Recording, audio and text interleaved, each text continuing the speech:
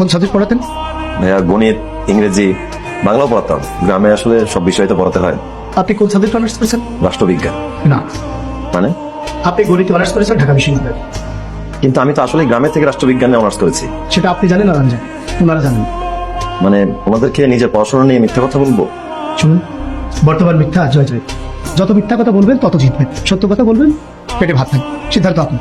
টিউশনিটা আমার দরকার, চেষ্টা করবো আমার যেন টিউশনিটা হয়। অ্যাডমিশন বাবদ 500 টাকা এবং প্রথম মাসে স্যালারি থেকে 50% আমাদের কিনে নেন। টিউশনিটা পাওয়ার পর সবকিছু দেই। এই ধরনের নিয়ম আমাদের নাই।